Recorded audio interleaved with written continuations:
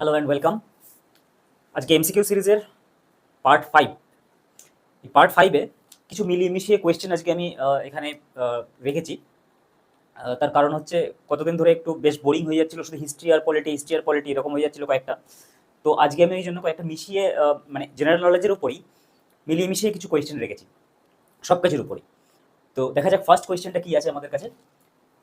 তো আজকে আজকে ফার্স্টে একটা কথা বলি, সেটা হচ্ছে তোমরা আমি যখনই লিখবো তোমরা কিন্তু সাথে সাথে নোট করতে থাকো সব জিনিসগুলো। কারণ আমি লিখি, তোমরা এখানে হয়তো বোর্ডে মানে বুঝতে পারো না যে কোথায় কোনটা বা কিছু, আমি হয়তো লেখার পরে মুছে দিই খানিকটা। তো আমি যখনই বলছি বা যখনই লিখছি তখন তোমরা সেগুলোকে একটু নোট ডাউন করে নাও, তাহলে পরবর্তীকালে তোমাদেরই সুবিধে হবে। তো ফার্স্ট কোয়েশ্চেনে আসা যাক। ফার্স্ট কোয়েশ্চেন হচ্ছে, which of the following awards was won by Lata Mangeshkar in 2001? 2001-এ লতা মঙ্গেশকর এর মধ্যে কোন অ্যাওয়ার্ড জিতেছিলেন 2001-এ? তো দেখো এখানে সবগুলো যে অ্যাওয়ার্ডগুলো দেওয়া রয়েছে প্রত্যেকটাই দাদা দাদা সাহেব Phalke award, Padma Vibhushan award, Bharat Ratna and Filmfare lifetime achievement award. এর মধ্যে 2001 সালে অ্যাকচুয়ালি লতা মঙ্গেশকরজি অনেকগুলো অ্যাওয়ার্ড পেয়েছেন। তার মধ্যে 2001 সালে তিনি যেটা পেয়েছিলেন সেটা হচ্ছে ভারত রত্ন। কি পেয়েছিলেন? ভারতরত্ন। ভারতরত্ন, যেটা হচ্ছে ভারতবর্ষের ফার্স্ট সিভিলিয়ান অ্যাওয়ার্ড, সেটা হচ্ছে ভারতরত্ন। এবার পরপর আসা যাক, এখানে বাদবাকি অপশনসগুলো, আমি ভারতরত্নতেও যাবো, পরপর আসা যাক বাদবাকি অপশনসগুলো কি আছে। ফার্স্ট হচ্ছে দাদা সাহেব ফালকে অ্যাওয়ার্ড। দাদা সাহেব ফালকে অ্যাওয়ার্ড সিনেমা জগতে সবথেকে, মানে সিনেমা জগতের অ্যাক্টরেসদের জন্য এই অ্যাওয়ার্ড দেওয়া হয়, অ্যাক্টর অ্যাক্ট্রেসকে এই অ্যাওয়ার্ড দেওয়া হয়। এবং সিনেমা জগতের সবথেকে উৎকৃষ্ট মানের অ্যাওয়ার্ড যদি কিছু হয় সেটা হচ্ছে এই দাদা সাহেব ফালকে অ্যাওয়ার্ড। এই দাদা সাহেব ফালকে অ্যাওয়ার্ড কার নাম অনুসারে হয়েছিল? দাদা সাহেব ফালকের নাম অনুসারে। আচ্ছা, এখানে ফালকে, দাদা সাহেব ফালকের নাম অনুসারেই এই অ্যাওয়ার্ড দেওয়া হয়। কে ছিলেন দাদা সাহেব ফালকে? দাদা সাহেব ফালকে ছিলেন প্রথম, ফার্স্ট ইন্ডিয়াতে যে ফার্স্ট ফুল লেন্থ মুভি হয়েছিল, ফার্স্ট ফুল লেন্থ মুভি যেটা হয়েছিল তার নাম ছিল রাজা হরিশ্চন্দ্র। রাজা হরিশ্চন্দ্র, অ্যাকচুয়ালি রাজা হরিশ্চন্দ্রের জীবন কাহিনী নিয়েই এই ফিল্মটা ছিল। তো রাজা হরিশ্চন্দ্রের যে ফার্স্ট মুভি হয়েছিল কত খ্রিস্টাব্দে? 1913 খ্রিস্টাব্দে এই মুভি তিনি পরিচালনা করেন এবং মুভিটি ফুল লেন্থ মুভি তিনি সিনেমা জগতে নিয়ে আসেন। তো তার নাম অনুসারে ওই জন্য দাদা সাহেব ফালকেকে ফাদার অফ ইন্ডিয়ান সিনেমাও বলা হয়। কি বলা হয় দাদা সাহেব Phalke? Father of Indian cinema. Father of Indian সিনেমাও বলা হয় তাকে, দাদা সাহেব ফালকেকে। তো তার নাম অনুসারেই এই অ্যাওয়ার্ড দেওয়া হয় বলে ফার্স্ট এই অ্যাওয়ার্ড পেয়েছিলেন দেবিকা রানী। ফার্স্ট অ্যাওয়ার্ড পেয়েছিলেন দেবিকা দেবিকা রানী। এগুলো কিন্তু ইম্পর্টেন্ট, এগুলোই আমি নোট ডাউনের কথা বলছি, যে এই যে জিনিসগুলো আমি বলছি সেই জিনিসগুলোই নোট ডাউন করতে থাকো, ঠিক আছে? ফার্স্ট এই অ্যাওয়ার্ড পেয়েছিলেন দেবিকা রানী 1969 খ্রিস্টাব্দে। 1969 খ্রিস্টাব্দে ফার্স্ট দাদা সাহেব ফালকে পুরস্কার কে পেয়েছিলেন? দেবিকা রানী, 1969-এ। আর তারপর আসছে এই বছর দাদা সাহেব ফালকে, মানে 2024 সালে দাদা সাহেব ফালকে পুরস্কার পেয়েছেন কিন্তু আমাদের এই ওয়েস্ট বেঙ্গলের একজন, নাম আমরা মোটামুটি সবাই জানি, মিঠুন দা, মিঠুন চক্রবর্তী। মিঠুন দা, ডিসকো ড্যান্সার মিঠুন দা। হ্যাঁ, মিঠুন দা কিন্তু 2024 সালে যে দাদা সাহেব ফালকে লেটেস্ট যে দাদা সাহেব ফালকে অ্যাওয়ার্ড দেওয়া হয়েছে সেটা পেয়েছেন মিঠুন চক্রবর্তী। তার লাইফ টাইম মুভির জন্য তিনি এই অ্যাওয়ার্ড কিন্তু পেয়েছেন। আর এই অ্যাওয়ার্ড প্রদান করেন কে? অ্যাওয়ার্ড প্রদান করেন আমাদের মাননীয় প্রেসিডেন্ট, ঠিক আছে? তো তাহলে ফার্স্ট পেয়েছিলেন 1969 খ্রিস্টাব্দে দেবিকা রানী, এবং লাস্ট জানা হলো মানে আমাদের লেটেস্ট 2024 সালে কে পেয়েছে? মিঠুন চক্রবর্তী। তাছাড়া এই পুরস্কারে অ্যাকচুয়ালি পুরস্কারে কি দেওয়া হয়? এই পুরস্কারে দেওয়া হয় একটা গোল্ডেন সোয়াল, মানে একটা গোল্ডেন কালারের এক ধরনের শাল দেওয়া হয়, যেটাকে বলা হয় স্বর্ণ কমল। কি বলা হয়? স্বর্ণ স্বর্ণ কমল, স্বর্ণ কমল বা গোল্ডেন শাল, স্বর্ণ কমল, তাকে বলা হয় স্বর্ণ কমল। গোল্ডেন কালারের এক ধরনের শাল দেওয়া হয় এবং প্রাইজ মানি, এবং এর প্রাইজ মানি দেওয়া হয় সেটা হচ্ছে প্রাইজ মানি হচ্ছে 10 লাখ। কত? এর প্রাইজ মানি দেওয়া হয় 10 লাখ। বাদ বাকি এছাড়া ভারতরত্ন, পদ্মবিভূষণ বা পদ্মভূষণ এই কোনোটারই কিন্তু কোনো রকম করে কোনো প্রাইজ মানি দেওয়া হয় না। শুধুমাত্র দাদা সাহেব ফালকে অ্যাওয়ার্ডে প্রাইজ মানি দেওয়া হয় কত? 10 লাখ টাকা। তারপর আসছি আমরা পদ্মবিভূষণ। পদ্মবিভূষণ অ্যাওয়ার্ড হচ্ছে ভারতবর্ষের সেকেন্ড সিভিলিয়ান অ্যাওয়ার্ড, মানে ফার্স্ট হচ্ছে ভারতরত্ন, তারপরে সেকেন্ড হাইয়েস্ট সিভিলিয়ান অ্যাওয়ার্ড যদি কিছু হয় সেটা হচ্ছে পদ্মবিভূষণ, তারপর হচ্ছে পদ্মভূষণ। তার 3 নম্বর হচ্ছে পদ্মভূষণ। এই পদ্মভূষণ দেওয়া হয় কাদেরকে? এই পদ্মভূষণ যে কোনো সিভিলিয়ানকেই দেওয়া হয়, সিভিলিয়ানদেরই দেওয়া হয় তার এক্সট্রাঅর্ডিনারি কাজের জন্য বা তার শিল্পকলা যে কোনো ক্ষেত্রে। শুধুমাত্র দুটো সেক্টরে দেওয়া হয় না, ডক্টরসদের আর সায়েন্টিস্টদের দেওয়া হয় না, বাদবাকি সমস্ত সেক্টরের লোকজনকেই কিন্তু পদ্মবিভূষণ অ্যাওয়ার্ড দেওয়া হয়। তাহলে এবার দেখে নেওয়া যাক পদ্মবিভূষণ অ্যাওয়ার্ড। দেখে নেওয়া যাক পদ্মবিভূষণ, এগুলো তোমরা নোট করে নাও, আমি বারবার বলছি নোট করে নাও, আমি কিন্তু এটাকে আস্তে আস্তে এবার ওয়াইপ আউট করতে করতে যাব। পদ্মবিভূষণ অ্যাওয়ার্ড ফার্স্ট 1954 থেকে এটা পদ্মবিভূষণ অ্যাওয়ার্ড দেওয়া শুরু হয় 1954 থেকে, এবং 2025 সালে আমরা এটা জেনে রাখি শুধুমাত্র এখান থেকে কারেন্ট অ্যাফেয়ার্স, 2025 সালে 7 জনকে পদ্মবিভূষণ অ্যাওয়ার্ড দেওয়া হয়েছে। তার মধ্যে উল্লেখযোগ্য হচ্ছে লক্ষ্মী নারায়ণ সুব্রমণিয়াম, লক্ষ্মী নারায়ণ সুব্রমণিয়াম, লক্ষ্মী নারায়ণ সুব্রমণিয়াম, লক্ষ্মীনারায়ণ সুব্রমণিয়াম। কিসের জন্য দেওয়া হয়েছে না ওয়েস্টার্ন, কিসের জন্য দেওয়া হয়েছে western classical music, western classical মিউজিকের জন্য তাকে এই অ্যাওয়ার্ড দেওয়া হয়েছে। ওয়েস্টার্ন ক্লাসিক্যাল মিউজিক অ্যাকচুয়ালি তিনি কি, তিনি হচ্ছে একজন ভায়োলিন বাদক, ভায়োলিনিস্ট, তিনি হচ্ছেন ভায়োলিনিস্ট বা ভায়োলিন বাদক, ঠিক আছে। আরো অন্য ইনস্ট্রুমেন্টে তার সঙ্গে বাজান, কিন্তু মেনলি তাকে এই অ্যাওয়ার্ড দেওয়া হয়েছে তার ওয়েস্টার্ন ক্লাসিক্যাল মিউজিকের জন্য তাকে এই অ্যাওয়ার্ড দেওয়া হয়েছে। এবার আসছি আমরা আমাদের কোয়েশ্চেনের যেটা মেন অ্যান্সার, সেটা ভারতরত্ন। ভারতরত্ন হচ্ছে ভারতবর্ষের সবথেকে বললাম সবথেকে হাইয়েস্ট সিভিলিয়ান অ্যাওয়ার্ড হচ্ছে ভারতরত্ন, যাদেরকে আমরা বলি রত্ন, আমাদের দেশের রত্ন যাদেরকে আমরা বলি, আমাদের দেশের হিরে, আমাদের দেশের কোহিনূর যারা, তারাই হচ্ছে সেই কারণেই তাদেরকে দেওয়া হয় বিভিন্ন রকমের ফিল্ডে এক্সট্রাঅর্ডিনারি অ্যাচিভমেন্টসের জন্য তাদেরকে এই ভারতরত্ন অ্যাওয়ার্ড কিন্তু দেওয়া হয়। তো এখানে তো আমরা জানলাম 2001 সালে ভারতরত্ন অ্যাওয়ার্ড পেয়েছিলেন লতা মঙ্গেশকরজি। আরো 2001 সালে তিনি পেয়েছিলেন পদ্মবিভূষণ, তাছাড়া আরো তিনি দাদা সাহেব ফালকে অ্যাওয়ার্ড পেয়েছিলেন, দাদা সাহেব ফালকে অ্যাওয়ার্ডও পেয়েছিলেন, তিনি পদ্মভূষণও পেয়েছিলেন এবং পদ্মবিভূষণও পেয়েছিলেন। এই তিনটে অ্যাওয়ার্ডই, মানে লতা মঙ্গেশকরজির এমন কোনো অ্যাওয়ার্ড বাকি ছিল না তিনি যে অ্যাওয়ার্ডগুলো তিনি পাননি। তো এই অ্যাওয়ার্ডেও তিনি ভূষিত হয়েছিলেন কি দাদা সাহেব ফালকে অ্যাওয়ার্ড। দাদা সাহেব ফালকে অ্যাওয়ার্ড তিনি পেয়েছিলেন 1989 তিনি পেয়েছিলেন দাদা সাহেব ফালকে অ্যাওয়ার্ড। 1969 তিনি পেয়েছিলেন পদ্মভূষণ। 1969 তিনি পেয়েছিলেন পদ্মভূষণ, আর পদ্মবিভূষণ পেয়েছিলেন 1999 তিনি পদ্মবিভূষণ অ্যাওয়ার্ড পেয়েছিলেন। এরপর ভারতরত্ন অ্যাওয়ার্ড, অ্যাকচুয়ালি ভারতরত্ন অ্যাওয়ার্ডে কি দেওয়া হয়? ভারতরত্ন অ্যাওয়ার্ডে কোনো প্রাইজ মানি কিন্তু দেওয়া হয় না। একটা পিপল ট্রি মানে অশ্বত্থ গাছের পাতার উপরে ভারতরত্ন দেবনাগরী ভাষায়, অশ্বত্থ গাছের পাতার উপরে দেবনাগরী ভাষায় ভারতরত্ন লেখা থাকে, এবং তার উল্টো পাশে থাকে ভারতের আমাদের ইন্ডিয়ান এমব্লেম যেটা অশোক চক্র, এবং তার নিচে লেখা থাকে সত্যমেব জয়তে। এটা হচ্ছে ভারতরত্নের অ্যাকচুয়ালি অ্যাওয়ার্ড। এই অ্যাওয়ার্ডগুলো না সাম্মানিক অ্যাওয়ার্ড হয়, তো ওই জন্য এর কোনো প্রাইজ মানি, এগুলো হচ্ছে অমূল্য। রত্ন যেহেতু বলছি তার মানে অমূল্য, এর কোনো প্রাইজ মানি হয় না, ওই জন্য এর কোনো প্রাইজ নয়, এটা একটা সাম্মানিক পদ। 1955 খ্রিস্টাব্দে এই ভারতরত্ন অ্যাওয়ার্ড দেওয়া হয় প্রথম, 1955 খ্রিস্টাব্দে। তখন রাজা গোপালাচারী, সর্বকৃষ্ণ রাধাকৃষ্ণন এবং সিভি রমন, এই তিনজন প্রথম ভারতবর্ষে প্রথম কি পান ভারতরত্ন অ্যাওয়ার্ড প্রথম পান। কারা? চক্রবর্তী রাজা গোপালাচারী, সর্বকৃষ্ণ রাধাকৃষ্ণন এবং সিভি রমন। 2024 সালে লাস্ট 2024 সালে তিনজন ভারতরত্ন অ্যাওয়ার্ড পেয়েছেন। তাদের মধ্যে হচ্ছে একজন এল কে আদবানি, বিজেপির মানে কর্মী, বিজেপির মুখপাত্র ছিলেন তিনি একসময়, এল কে আদবানি। আর কে? চরণ সিং এবং এল কে আদবানি, চরণ সিং এবং পিভি নরসিংহ রাও, এই তিনজন 2024 সালে ভারতরত্ন অ্যাওয়ার্ড পেয়েছেন। তাহলে এই গেল ভারতরত্ন অ্যাওয়ার্ডের কাহিনী। এবার Filmfare lifetime achievement award.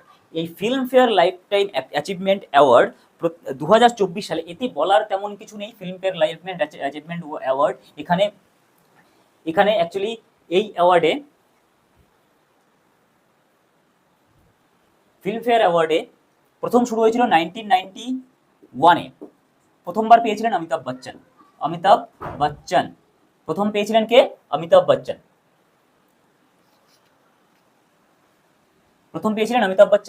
এবং 2024 সালে পেয়েছেন ডেভিড ধওয়ান।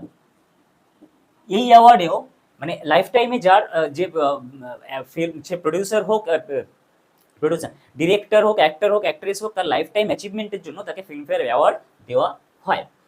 তো এই হলো আমাদের ফার্স্ট কোয়েশ্চেন। এবার ফার্স্ট কোয়েশ্চেন তোমরা দেখে নিতে পারো, আমি এবার উপরের দিক দিয়ে মুছতে শুরু করবো। Which of the following is not a condition for the president office in India? নিচের মধ্যে কোনটা নয়? এই কথাটা ভালো করে আবার বলছি, যেখানে নট লেখা থাকবে সেটা ভালো করে তোমরা মাথায় রাখবে যে কোথায় না লেখা রয়েছে। নিচের মধ্যে কোনটা কন্ডিশন নয় প্রেসিডেন্টস অফিস, মানে প্রেসিডেন্ট যে অফিস হোল্ড করবে, প্রেসিডেন্টের যে যোগ্যতা বা প্রেসিডেন্টের অফিস তিনি যে হোল্ড করেন, সেটা নিচের মধ্যে কোনটা তার কন্ডিশন মানে শর্ত নয়, শর্ত নয়। কি কি দেখো, প্রেসিডেন্টের সেকশনগুলো ফার্স্টের থেকে তাহলে একবার করে বলি, তাহলে তোমাদের জিনিসটা বুঝতে সুবিধা হবে। প্রেসিডেন্টের সেকশন আর্টিকেল আমাদের শুরু হয় 52 থেকে। 52 এ বলা রয়েছে আমাদের দেশে একজন প্রেসিডেন্ট থাকবে, শুধু এইটুকুই বলা রয়েছে। 53 আর্টিকেল 53 তে বলছে যে ভারত এই সংবিধান 53 তে বলছে যে এই সংঘের মানে ইন্ডিয়ার ইজ এ ইউনিয়ন, তাই তো? এই ইউনিয়নের কার্যবাহীর মানে কার্যনির্বাহীর সর্বপ্রধান হবেন প্রেসিডেন্ট। কার্যনির্বাহীর প্রধান হবেন মানে এক্সিকিউটিভের প্রধান হবেন কে? এক্সিকিউটিভ প্রধান হবেন আমাদের প্রেসিডেন্ট, কিন্তু নামমাত্র প্রেসিডেন্ট নামমাত্রই শুধুমাত্র প্রধান হয়, তার হাতে কোনো ক্ষমতা থাকে না। আসল ক্ষমতা থাকে কার হাতে? প্রাইম মিনিস্টারের হাতে। তিনি যা বলেন সেটাই অ্যাকচুয়ালি হয়, কাউন্সিল অফ মিনিস্টারকে নিয়ে যেটা কাজ করা সেটাই হয়, লাস্টে প্রেসিডেন্টের শুধু একটা সাইন থাকে। এই জন্য তাকে নামমাত্র ক্ষমতাধীন বলা হয়, বা নমিনাল এক্সিকিউটিভ নমিনাল প্রাইম বলা হয় তাকে। এবং অ্যাকচুয়াল যে প্রধান যাকে সেটা হচ্ছে প্রাইম মিনিস্টার। 54 আর্টিকেল 54 এ বলছে যে প্রেসিডেন্ট নির্বাচন হবে, আর্টিকেল 54 এ বলছে প্রেসিডেন্ট নির্বাচন হবে ইলেকশনের মাধ্যমে। কিসের মাধ্যমে? ইলেকশনের মাধ্যমে। কিন্তু সেই ইলেকশনের পদ্ধতি ইলেকশনের মাধ্যমে। ইলেকশনটা কি হবে, কিরকম ভাবে, পদ্ধতিটা কি হবে সেটা বলা রয়েছে 55 এ। নির্বাচন ইলেকশন প্রসেস নির্বাচন পদ্ধতি কোথায় বলা রয়েছে? 56 এ কি বলছে? 56 এ বলছে যে রাষ্ট্রপতির মেয়াদ কতদিন, রাষ্ট্রপতির মেয়াদ মানে কত বছর তিনি একবার ইলেকশন যখন হলো, তাহলে কি হলো? 54 এ ইলেকশন হলো, 55 এ ইলেকশনের প্রসেস হলো। কি প্রসেসে হবে ইলেকশন হবে, এটা হচ্ছে 54 এ বলা রয়েছে।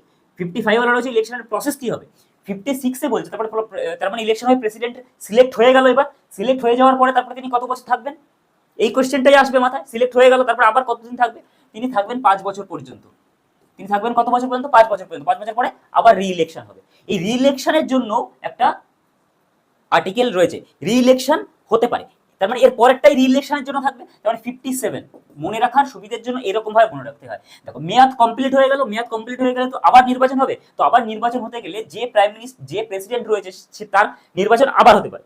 সাপোজ এখনকার আমাদের প্রেসিডেন্ট হচ্ছে দ্রৌপদী মুর্মু, তো তিনি যদি আবার নির্বাচনে যেতেন পরবর্তী নেক্সট টার্মে, তবে তিনি আবার থাকতে পারেন, পুনর্নির্বাচন হতে পারে। সেটা কোথায় লেখা রয়েছে? সেটা লেখা রয়েছে 57। যোগ্যতা মানে এলিজিবিলিটি।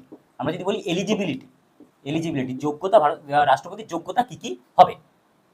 রাষ্ট্রপতির যোগ্যতা এখানে একটু মুছি। রাষ্ট্রপতির যোগ্যতা কি হবে সেটা জানতে গেলে জানতে হবে 3টে জিনিস। নাম্বার 1, তাকে অবশ্যই সিটিজেন হতে হবে ইন্ডিয়ার। নাম্বার 2, তার বয়স হতে হবে 35 বছর। নাম্বার 3, তিনি লোকসভার সদস্য, লোকসভার মেম্বার হওয়ার তার যোগ্যতা থাকতে হবে। কি থাকতে হবে? লোকসভার মেম্বার হওয়ার তার যোগ্যতা থাকতে হবে। এটা হচ্ছে 53 তে তার এলিজিবিলিটি বলছে। এবার 59 এ আসবো আমরা। 59 বলছে, যেটা আমাদের এই কোয়েশ্চেনের সঙ্গে রিলেটেড, সেটা হচ্ছে আর্টিকেল 59 এ বলছে কি কি শর্তাবলী আছে।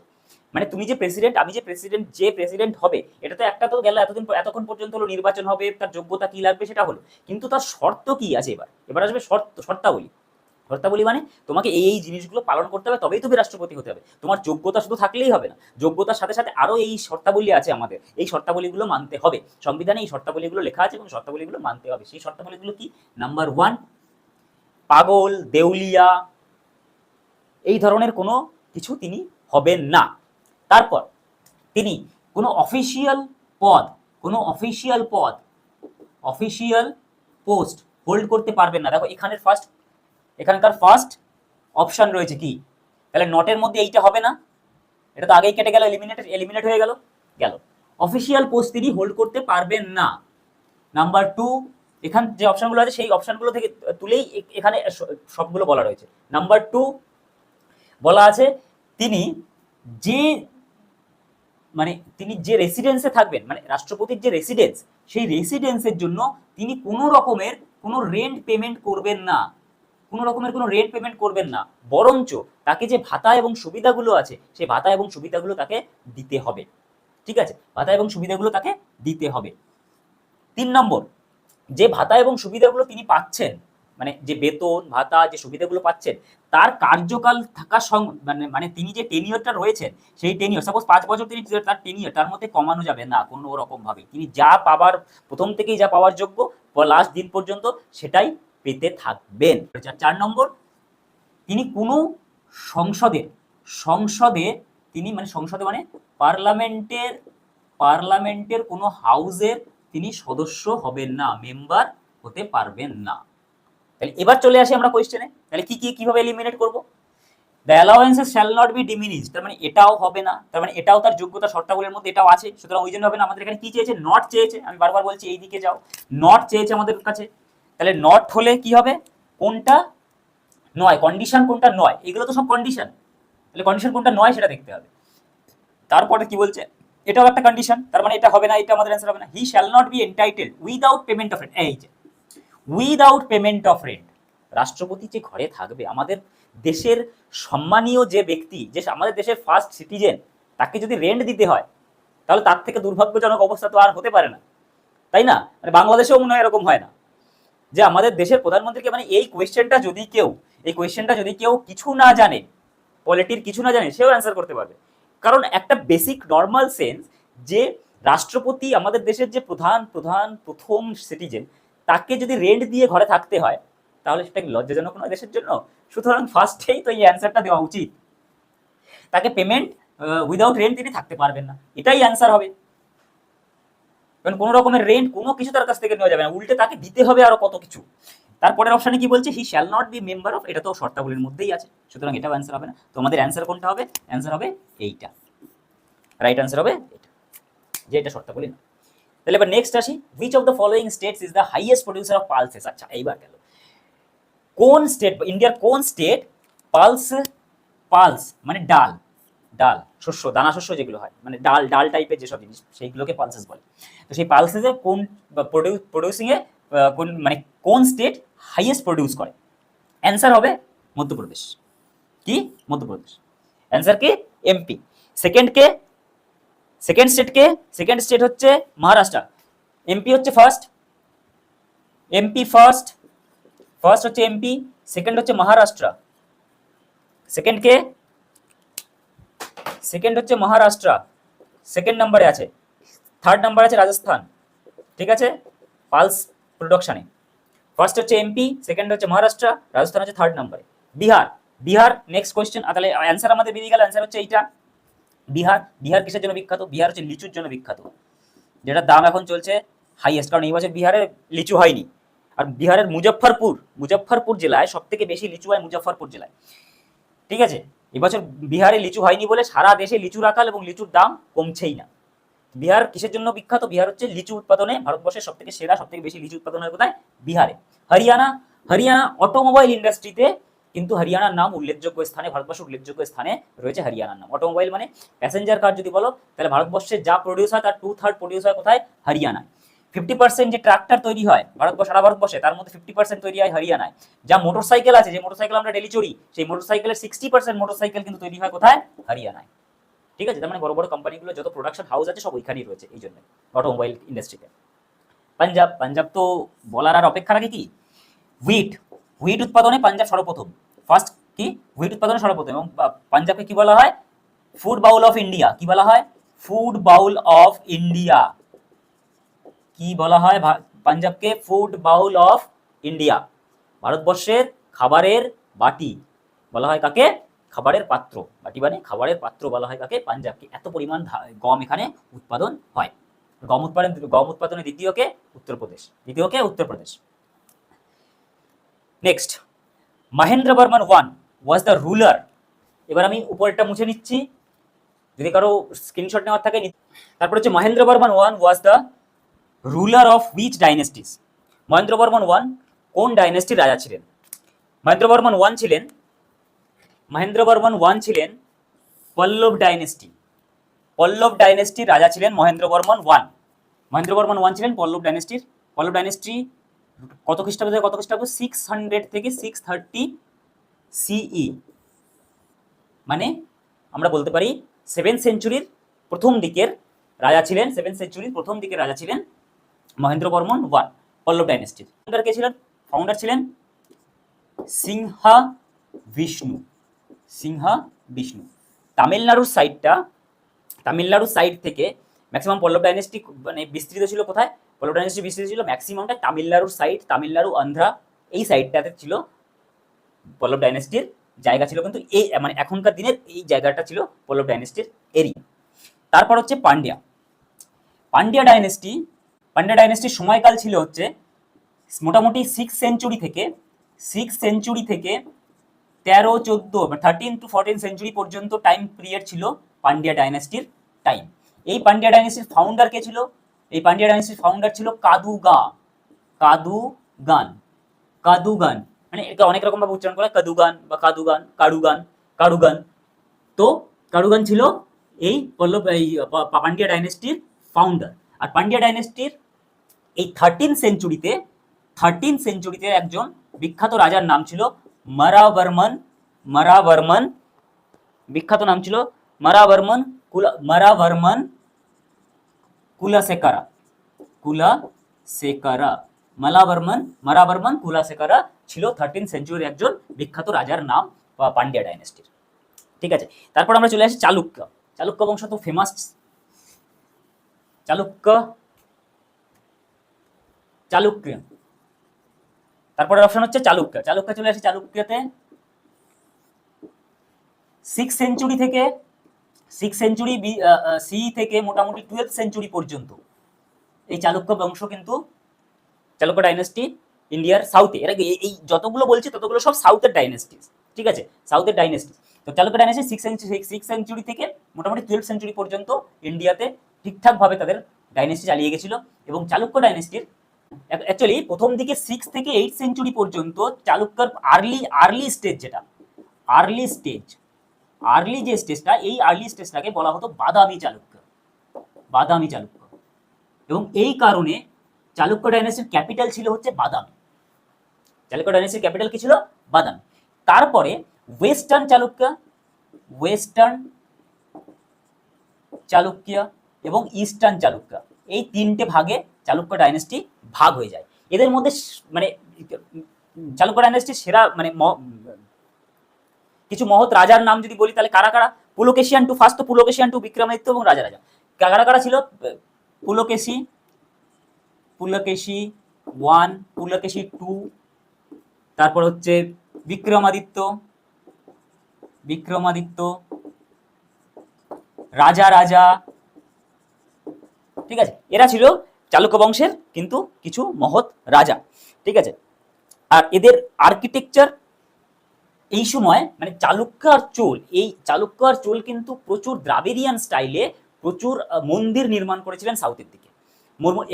এই বংশে যত রাজা ছিল তারা সবাই প্রায় সবাই প্রচুর নির্মাণ, মানে এখন আমরা যে সাউথের দিকে যত দ্রাবিড়িয়ান স্টাইলের যত মন্দির দেখি, সব মন্দিরগুলোর ম্যাক্সিমাম তৈরি হচ্ছে চালুক্য বংশের, চালুক্য ডাইনেস্টি এবং চোল ডাইনেস্টি, এই দুটো ডাইনেস্টির সময় কিন্তু সব তৈরি হয়েছিল, ঠিক আছে। তো চালুক্য ডাইনেস্টির ইম্পর্টেন্ট একটা আর্কিটেকচার হচ্ছে বিরূপাক্ষ টেম্পল,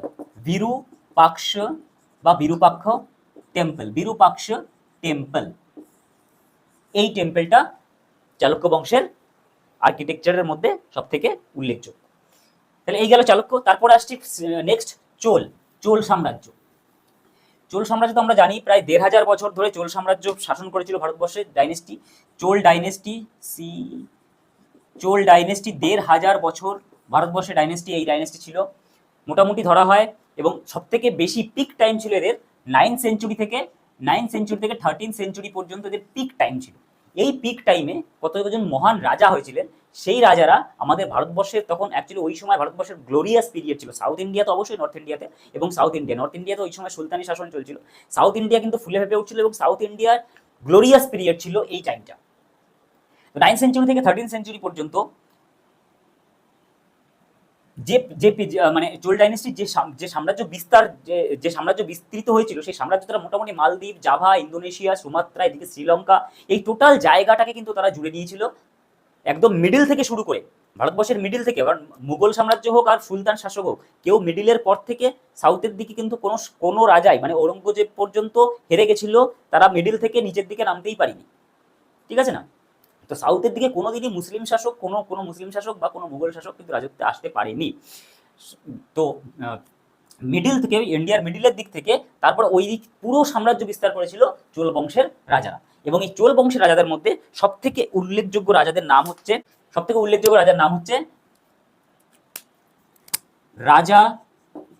রাজা 1 আর রাজেন্দ্র 1।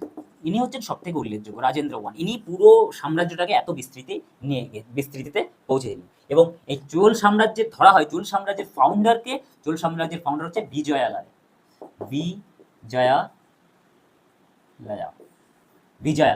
ঠিক আছে, বিজয়ালয় হচ্ছে এই চোল বংশের ফাউন্ডার বা প্রতিষ্ঠাতা। আর এই সময়ের আর্কিটেকচারের কথা বলি তাহলে এই সময়ের উল্লেখযোগ্য উল্লেখযোগ্য মন্দির হচ্ছে বৃহদেশ্বর টেম্পল।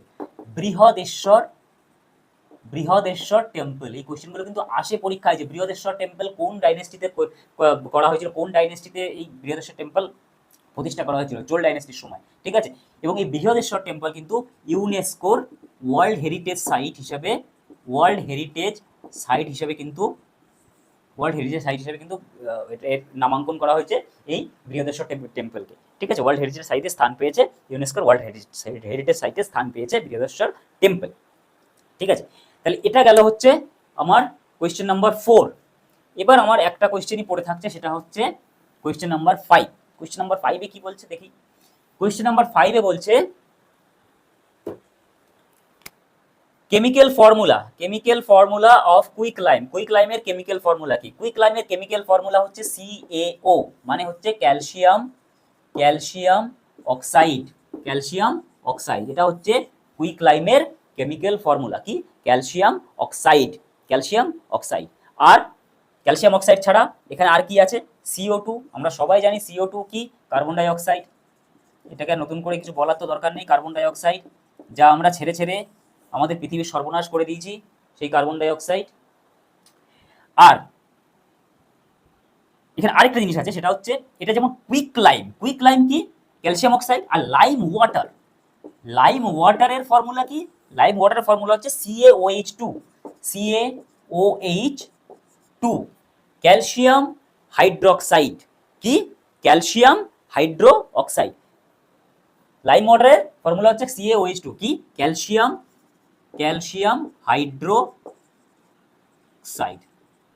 হাইড্রোক্সাইড হচ্ছে লাইম ওয়াটারের কেমিক্যাল ফর্মুলা। এবার পড়ে থাকছে একটাই, সেটা হচ্ছে CaCO3। কি?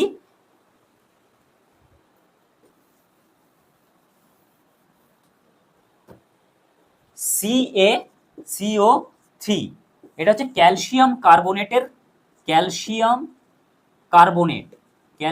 কার্বোনেটের কেমিক্যাল ফর্মুলা হচ্ছে CaCO3।